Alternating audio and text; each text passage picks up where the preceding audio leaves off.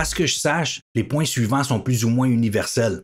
Mais comme pour tout ce qui concerne la conduite, ils peuvent être différents là où vous faites votre examen, donc vérifiez auprès de votre service local. Voici 5 préjugés sur l'examen de conduite. Numéro 1.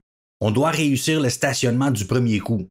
La grande majorité des gens qui font un examen de conduite sont des débutants et les évaluateurs et évaluatrices en sont conscients. Ils sont aussi conscients du fait que si l'on devait passer suffisamment de temps pendant les cours de conduite pour devenir des pros du stationnement, on prendrait le cours de conduite au complet uniquement pour ça. Ce qui ne laisserait pas beaucoup de temps pour des choses plus importantes, comme par exemple conduire. Ils ne s'attendent pas à ce que l'on soit parfait au stationnement. Ce qu'ils veulent voir surtout, c'est si on est sécuritaire. Mettre les clignotants, faire les vérifications avant de reculer ou avancer, bien vérifier pendant toute la manœuvre, ne pas être trop près d'autres véhicules, obstacles ou autres utilisateurs, etc. En gros, on doit être sécuritaire à chaque étape. Donc, si on a besoin de se corriger, on s'assure de bien vérifier tout ça. 2 choses à tenir en compte, par contre. 1. On ne peut pas rester là toute la journée à se corriger. Les évaluateurs ont d'autres choses à faire, comme aller sur la route avec d'autres candidats, rentrer à la maison pour souper avec leur famille, dormir, et ainsi de suite.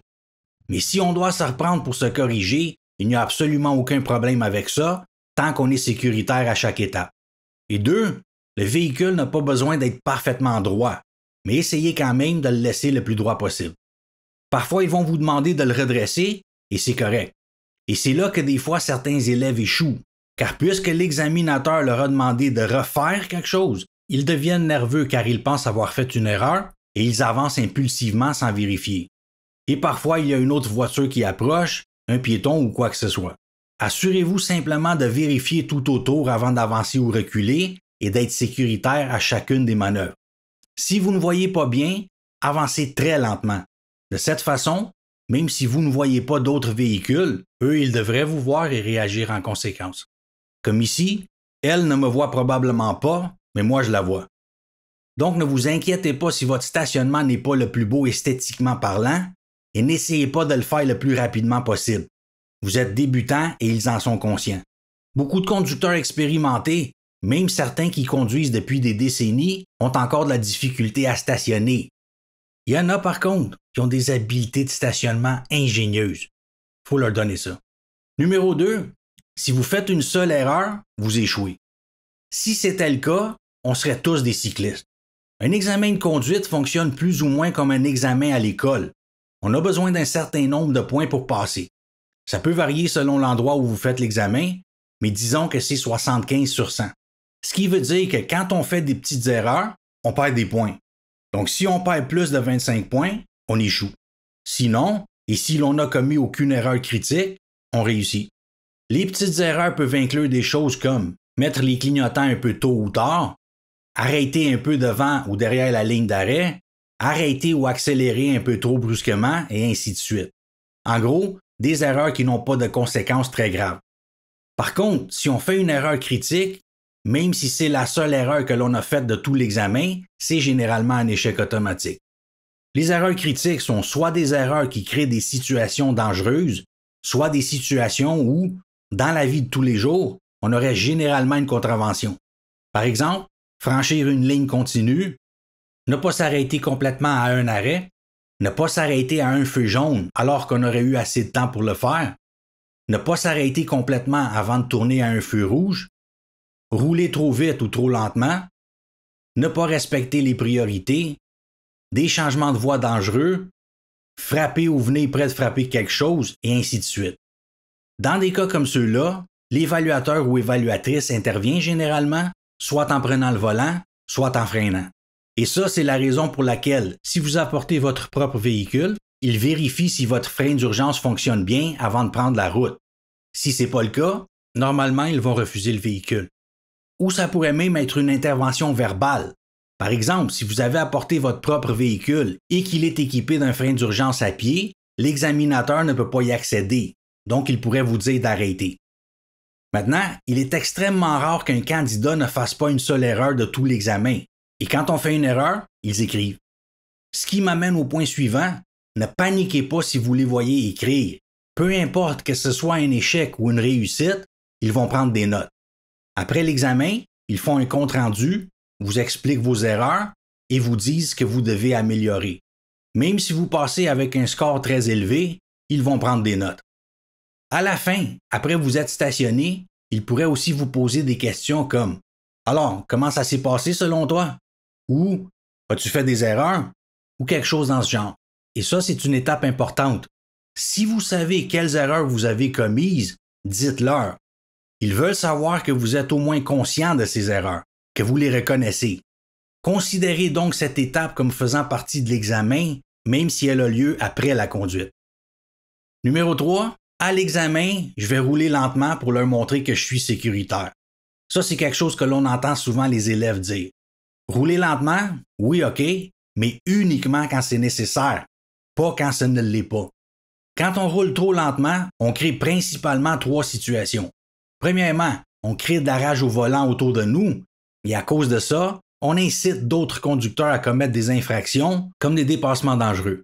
Des fois, même quand on respecte les limites de vitesse dans des rues où la limite est relativement basse, les gens le font, comme dans ce cas-ci où la vitesse maximale est de 30 km/h. Deuxièmement, on perd le temps de l'évaluateur. Ils ont d'autres candidats à amener sur la route. Et troisièmement, on leur montre qu'on est hésitant, qu'on n'est pas prêt, qu'on n'est pas capable de suivre le flot de la circulation normale. Et ils ne veulent pas donner de permis à quelqu'un qui n'est pas prêt. Donc, on essaye d'être le plus près possible des limites de vitesse, à moins que des situations hors de l'ordinaire exigent que l'on roule plus lentement. Ça vaut également pour la lenteur quand on s'arrête aux arrêts, on n'y reste pas plus longtemps que ce qui est nécessaire. Il y a ce mythe qu'on doit s'arrêter 3 secondes et certains élèves veulent arrêter encore plus longtemps pour montrer qu'ils sont encore plus sécuritaires. Il n'y a pas de 3 secondes. La loi dit qu'il faut s'arrêter complètement et ensuite procéder selon les priorités, c'est tout. Donc on fait ça, on s'assure de bien faire nos vérifications et de ne pas rester plus ou moins de temps que ce qui est nécessaire. Numéro 4, si je suis très habile, je vais sûrement réussir l'examen. En fait, celui-ci peut être un peu vrai. Quand on est plus habile, on a un meilleur contrôle du véhicule, mais l'examen de conduite est centré beaucoup plus sur la sécurité que sur l'habileté. Afin de pouvoir réussir l'examen, on doit faire certaines choses qui sont requises. Et quelques exemples de ces choses-là, vérifier les angles morts avant de changer de voie, avant de tourner et avant de stationner. Entrer dans la première voie disponible quand on tourne. Si on fait plusieurs changements de voie successifs, on met le clignotant, on fait les vérifications, on change de voie, on éteint le clignotant, puis on répète toutes ces étapes pour tout changement de voie successif. Arrêter au feu jaune quand on a le temps de le faire, et ainsi de suite. Ça, ce sont des choses que beaucoup de gens ne font pas dans la vie de tous les jours et qui peuvent résulter en un échec à l'examen, peu importe le niveau d'habileté. Ça vaut aussi pour le stationnement. Il y a parfois des élèves qui essayent d'impressionner en se stationnant le plus rapidement possible. Pas de clignotant, pas de vérification, rien. Ce qui veut dire pas de points pour le stationnement. Rappelez-vous, c'est une question de sécurité, pas de rapidité. Donc, si vous êtes très habile, ne soyez pas trop confiant. Confiant, oui, mais pas trop confiant. Et si vous êtes moins habile, soyez confiant aussi, car si vous faites ce qui est requis, vous avez tous les deux les mêmes chances de réussir. Et finalement, numéro 5, les évaluateurs font exprès pour nous échouer. Et l'argument principal ici est qu'ils veulent que les gens y retournent à plusieurs reprises afin de faire de l'argent avec eux. L'examen de conduite est un service offert par le gouvernement, pas par une entreprise privée. Leur but est d'offrir un service au public, pas de gagner de l'argent. Les frais pour un examen de conduite varient selon l'endroit où vous le faites, mais ils sont généralement d'environ 20 à 30 $. Quand on tient compte du fait que, par personne, c'est plus ou moins 30 minutes de conduite, plus le compte-rendu à la fin, plus le temps que l'évaluateur se prépare pour le candidat suivant, avec tout ça, le processus complet dure un peu moins d'1 heure. À 20 ou 30 $ par personne, il n'y a pas de profit à faire avec ça. De plus, si un examinateur échouait tout le monde, ses patrons se poseraient des questions, non? Et si tous les examinateurs échouaient tout le monde, il n'y aurait pas de conducteur sur la route. Maintenant, je reçois parfois des commentaires de personnes disant que leur examinateur était de mauvaise humeur et que ça les a déstabilisés dès le début. Je comprends ça, mais premièrement, ça ne veut pas dire qu'ils sont de mauvaise humeur à cause de vous. Et deuxièmement, ça ne veut pas dire qu'ils vont vous échouer parce qu'ils sont de mauvaise humeur. On a tous une mauvaise journée de temps en temps. Et gardez à l'esprit qu'eux-mêmes doivent souvent endurer des gens qui sont hostiles envers eux. Donc, ils ont le droit de ne pas toujours être heureux à 100%. Donc, essayez de ne pas vous laisser déstabiliser par ça. Les évaluateurs et évaluatrices sont des professionnels qui ont été embauchés pour faire un travail et c'est ce qu'ils font. Et votre travail consiste à être prêt ou prête à conduire aussi bien que possible et à obtenir ce permis.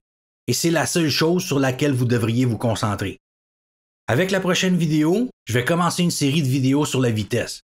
Panneaux, zone, radar, la vitesse à l'examen, comment contrôler votre vitesse, etc. Donc restez à l'écoute et à bientôt.